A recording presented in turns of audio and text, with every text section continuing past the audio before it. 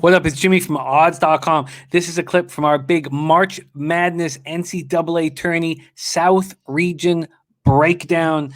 To check out the entire show, hit the link at the bottom of the screen. It's available exclusively on odds.com. 12:15 p.m. Eastern. Number 10 seeded Virginia Tech Hokies, 15-6 this year, versus number 7 Florida Gators, 14-9. We're at Hinkle Fieldhouse in Indianapolis, Indiana. See what we are dealing with here. Virginia Tech opening as 1-point dogs. About 5 or 6 of at least half the books have turned that into a pick'em. This total opened up at 137.5. It's dropped a half point down to 137. Virginia Tech lost to North Carolina in the quarters of the ACC tourney. 81-73 is 4-point underdogs. It was just their third game since February 6th and first since February 27th. Their last 2 regular season games canceled due to COVID contact tracing. Justin Mutt scored a season-high 24 points on 10 of 16 shooting. He averages just 9.6 on the year. Tyrese Radford added 20 for Tech. They shot 47%, made 8 of 18 three-pointers. You'd think 47% from the field, 8 of 18 threes, you can win that game. No, siree. Radford averages just 11 on the year. Leading scorer Keve Aluma went for 9 points, 8 boards. 6'9" junior averages 15.6 points, 8 boards. The Hokies score 72.1 points per game, 45.1% from the field, 35.7 from 3, and hit 69.7 from the foul line. Florida lost 78-66 to Tennessee in the quarters of the SEC tourney. It was their third loss in 4 games. Leading scorer Trey Mann stepped up in a huge way. He was 1 of 8 for 2 points in the first half. He ends up with a career-high 30. This guy has picked this team up after the heartbreaking loss of Keontae Johnson. He averages 16 points, 5.7 boards, 3.4 assists. Tyree Appleby added 14. He averages 11.4 points, 3.3 assists. But no one else scored more than 6 points. Omar Payne was kicked out of the game for an elbow to the head of John Fulkerson. Colin Castleton and Noah Locke also averaged double digits for the Gators, but they were nowhere to be found. They hit 46.4% from the field, 35.7% from 3, 75.7% from the line. Max, a great game to get us started. South Region, Virginia Tech, Florida Gators, take it away. Yeah, first, Jim, I have to say that this is a game where coaching is going to play a factor. I think that with Coach Young, I think that you have the better scheme. I think that you have the better defense in this particular matchup. I'm not saying that will carry over to the next one. But with Florida, listen, with Trey Mann, he's an amazing pick and roll player. He's very good at eating those minutes. And this Florida offense is very dependent on him to score. So if he doesn't have a good game and he doesn't have that good interior passing, it's an issue. This is a guy that's going to come up with a timely steal for you. He's going to draw fouls. He's going to hit those foul shots. And any guy that hits 39% from the three-point line with his volume is something that you have to take notice of. With Florida, I think that the expectation with Tyree Appleby is that you're going to get double-figure scorings on most nights. You're going to get mostly some good ball security.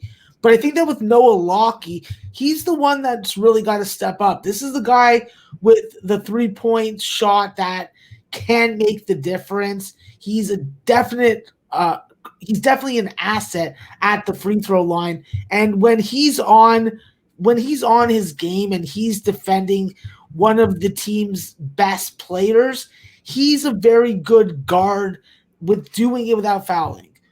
I think that with Noah, he's got to make smart decisions with the basketball. He's got to make smart decisions when he takes shots. With this Florida team, they're very dependent on the dribble drive.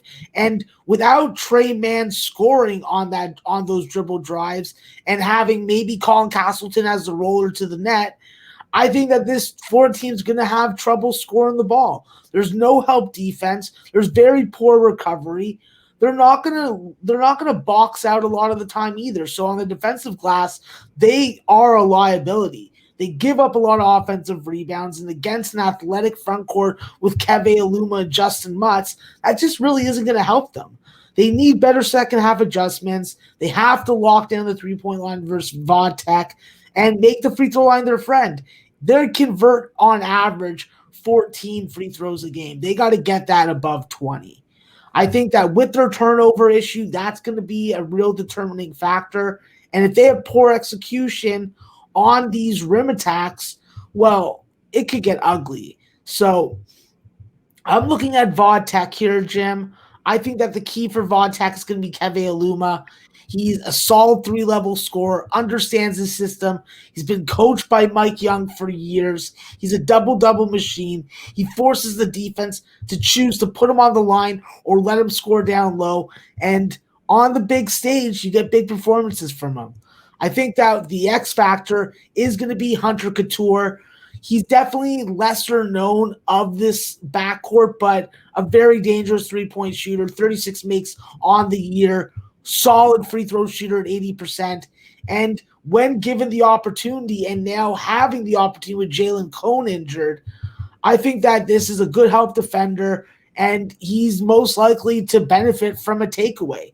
He's that guy that ends up with the ball in his hands in transition opportunities. And with Vodtech, they have an advantage, in my opinion, of about 3 to 4 points in the first half. And as long as they don't leave points at the free throw line full game, they should be able to win this spot. The way that they take care of the basketball and limit their turnovers, it's just more a matter of them, can they play 40 minutes?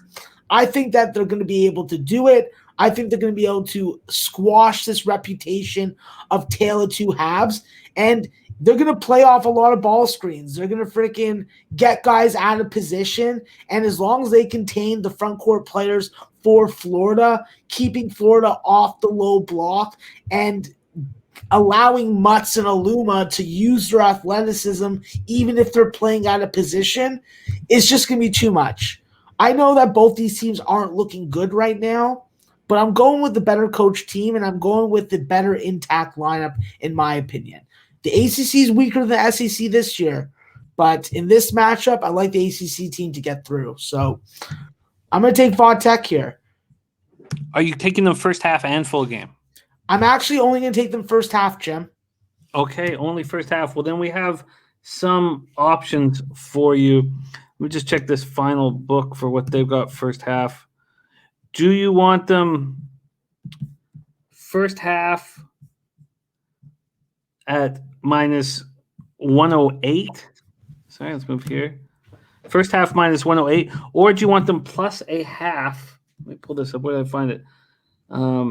Plus a half at minus 110. What's the first half money line?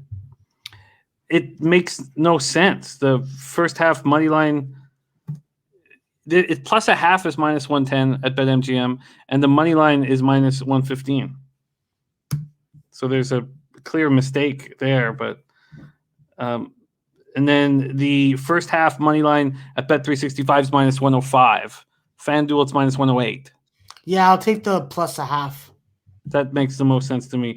Plus a half at minus 110. It's available right now at BetMGM. The plus a half is minus 115 at Bet365. So let's lock that in right now. Virginia Tech Hokies, first half plus a half at minus 110 at BetMGM. A question here. Are you not going full game because Trey Mann has the most heart on the floor and could will this team to victory over 40 minutes? I think that it's more just the inconsistency from Vodtech that I've seen. Do I really want to put my show record on the line with them for 40 minutes when they've constantly shown me through tape and watching games live that they're just not capable of doing it on a consistent basis? Very interesting breakdown, Max. That's how Max starts out the South region. That's Friday, 12:15 p.m. Eastern.